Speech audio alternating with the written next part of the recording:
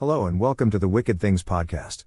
The story you are about to listen to is called Stadler House Book 1 Anna. After a near-death experience changes a young orphan child's life forever, the benevolent Dr. Stadler uses his bleeding-edge therapy to help her and other children at his group home return to a life of normalcy. This short story brings to life the challenges faced by trying to help one small group of children survive their common pasts.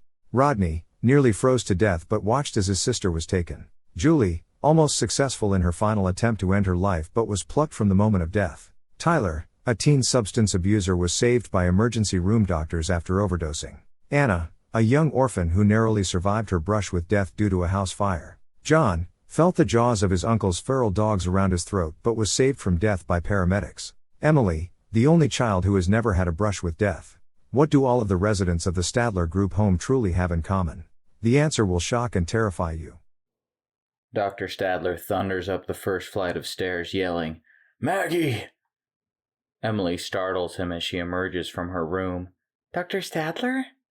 He shakes his head no. "Go! Get outside and find Rodney. Stay with him until I find you." Emily's confusion shows clear. She opens her mouth, but before she can speak, Dr. Stadler scowls at her. "No! Go now! Don't look back until you find him!" Dr. Stadler yells. Emily rushes past him and down the stairs. He waits until he hears the front door slam closed behind her. He spots the second-floor bathroom light on. "Julie!" Dr. Stadler shakes his head against the thoughts of rushing to his wife's side. He knows the kids depend on him and he has to make sure everyone gets out of the house. He runs to the bathroom, stopping once he steps down on the soaking wet carpet. "The hell?"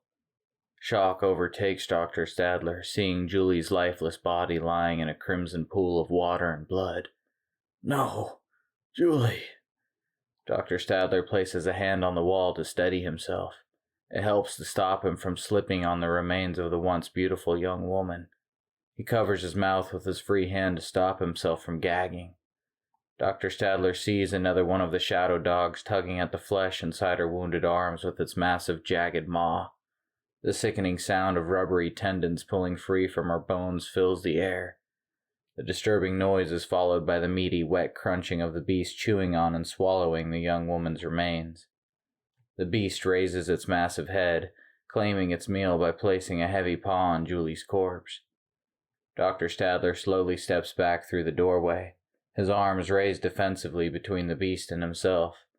The beast makes an eerie noise, similar to chuckling at the doctor's actions. Dr. Stadler slowly pulls the bathroom door closed to keep the beast contained. He turns and rushes up the stairs to the third-floor landing. Thoughts of his wife's safety fuel his ascent to the third-floor master bedroom. Dr. Stadler bursts through the master bedroom door. "Maggie?" Dr. Stadler enters the room but turns away from the sight that awaits him. Maggie's disemboweled and broken body scattered about the master bedroom closet for all to see. He pounds his head against the wall. Tears filled with shame and personal disappointment streak down his face. He looks at his broken wife's body. "I should have never left you alone." He kneels in front of the closet staring at his wife's body, deliberately left in tatters for someone to find. Dr. Stadler attempts to gather her remains. He places a sheet on the floor and places her various liberated organs and viscera on the top of it. He carefully lifts her remains and carries it into the bathroom. "Not my Maggie." Dr. Stadler places her into the bathroom tub. His composure and wits have left him. He didn't know what he was doing. He only knew she loved the bathtub and needed to bring her to the tub. He lowers her body into the tub, kissing gently on her forehead. "I am so sorry." Dr. Stadler breaks down, realizing her thick blood coats his hands. He walks to the mirror, seeing her blood around his mouth. He rips himself free of the stupor. "They'll think I did this." Dr. Stadler desperately scrubs and washes the gore from his hands and arms. He examines his face in the mirror. He sees her vital red fluids cover his mouth and nose. He quickly lathers the soap in his hands and washes the blood from his face. "Why? Who?" He wipes the tears from his swollen red eyes. Anna enters the open door and walks to the side of the massive bathtub containing Maggie's remains. She looks at the oblivious doctor, lost in his thoughts. She turns back to Maggie and brushes her hair from her face. Anna closes Maggie's eyes and then turns to Dr. Stadler. We only came to collect what was mine. Dr. Stadler lowers his head, weeping the words, "Kill me. You've taken everything else. Why not my life?" She steps away from the tub, taking the doctor's hand in hers.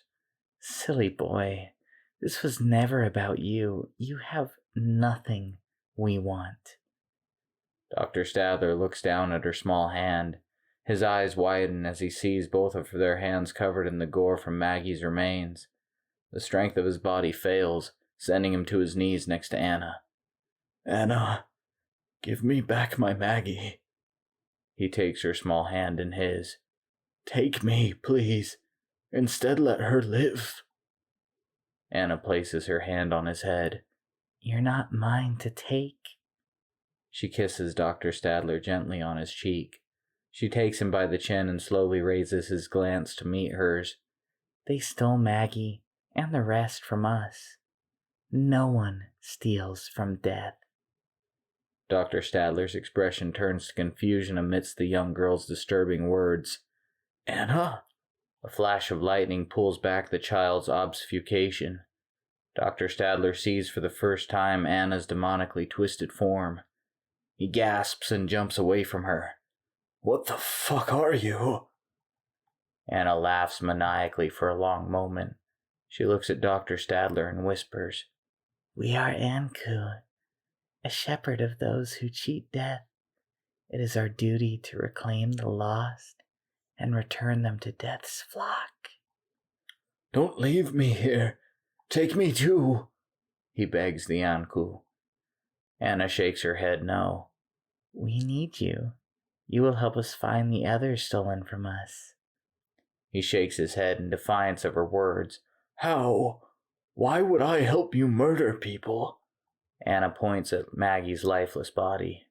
After, and only afterward, we will allow you to pass beyond the veil to the fallen world. Then you may rejoin your precious Maggie. Do you understand? Not murder. They were already dead. We're here to return them to their proper place in the fallen world. Anna kneels next to Dr. Stadler. Dr. Stadler sits confused. "Were you ever really Stephanie?" Anna nods. Yes, for a time we were. But you helped us take the girl's pain away. This body laid, but your words carried her into our world beyond the veil. You paved the way for us to meet. "The hypnotherapy? I thought it was just for easing her pain," he exclaimed to the demonic specter kneeling next to him. The words you spoke, Doctor, they allowed our union with the living near death. You created this vessel for us to use. Anna stands and looks down on the broken doctor. "Why would I do that? We'll never use the therapy on someone again," Dr. Stadler demands. This deal is not negotiable, Dr. Stadler. You will live in this rotting flesh suit until we reclaim the stolen flock, she explains. Once our ledger is clear, we will both leave this world to our final reward. She smiles and runs her long-nailed corpse-like hands through his hair. Emily walks into the bedroom and drops a bloody claw hammer to the floor. It lands with a resounding thud. Doctor sees the hammer covered in gore on the floor. "Rodney?" The young girls stand, holding hands in front of the doctor. We are sisters, but we needed you to bring us together before they take Anna away from us forever. Dr. Stadler shakes his head. No against the girl's request for intervention. "Emily, is this really what you want?" Refuse us again, and I will drag Maggie to hell myself. Dr. Stadler nods in reluctant agreement. He takes a deep breath. "Fine." The rain falls hard across the grounds of the group home. Rodney groans as he regains consciousness. Throbbing pain fills the left side of his head. He touches his head, discovering the cause of his pain. Blood covers his hand. Rodney struggles to his feet and staggers down the long driveway, using the wooden fence to help him remain standing. He stumbles onto the newly paved Grissom Parkway, nearly being struck by a passing county sheriff's patrol car. The car locks its brakes and slides into the ditch. The deputy climbs from his car and sees the injured boy. He runs to the boy's side. "Son, are you okay? Where did you come from?" Rodney points at the driveway and gasps, "She's killing them!" The deputy feels a chill race along his spine but asks the obvious question. "Who is killing them?" Rodney slips into unconsciousness. The deputy looks in the direction he gestured and barely spots the hidden driveway. The deputy carries Rodney to his car. The deputy helps Rodney into the back of his car. "Just rest here, son. I'll have backup and an ambulance coming." The deputy snatches the CB radio, clicks it to life, and calls out, "I need some backup at the Stadler House group home. Send an ambulance. I have wounded here." The operator announces the needs of the officer. Rodney closes his eyes and exhales inside the safety of the deputy's car. The deputy asks, "Can you tell me who did this to you?" "Anna." Rodney struggles to utter the name of his tormentor. Rodney awakes to find himself being loaded into the back of an ambulance in the driveway of the group home. He looks around, trying to piece together what has happened. He sees the group home within his vision. Why are we here? Rodney sits up, stiff and panicked. He points at the group home with a trembling hand. He summons his strength and yells, "Anna did it!" Paramedics work to calm the teenage boy down. "Please, calm down. You will hurt yourself." Rodney sees Dr. Stadler calmly sitting in the back of a police car, his head leaning against the glass. Dr. Stadler waves bye to Rodney. Outside, the police put crime scene tape across the house's entryways. Rodney screams to get the officers to notice Anna and Emily sitting on the porch of the group home. "No, not him. She did it." Rodney struggles to get someone to listen to him. Rodney's actions force the paramedics to sedate him to prevent him from hurting himself any further. He points to the girls and utters a single name. "Anna." The deputy walks to the paramedic's side. "Poor kid. He watched them all get butchered by that sick fuck." The paramedic shakes his head in disbelief. "I went to school with Dr. Stadler. He had real promise, was supposedly working on a new therapy to help people overcome trauma and near-death experiences." The police car pulls away from the house with Dr. Stadler inside. Anna and Emily hold each other on the porch in the reflection of the car window in the doctor's view. They wave a cheerful goodbye to Dr. Stadler as the car moves beyond sight. I would have never seen that coming in a million years. What a conclusion to the story. This has been the Wicked Things podcast presentation of Stadler House Book 1 Anna. Thank you for listening.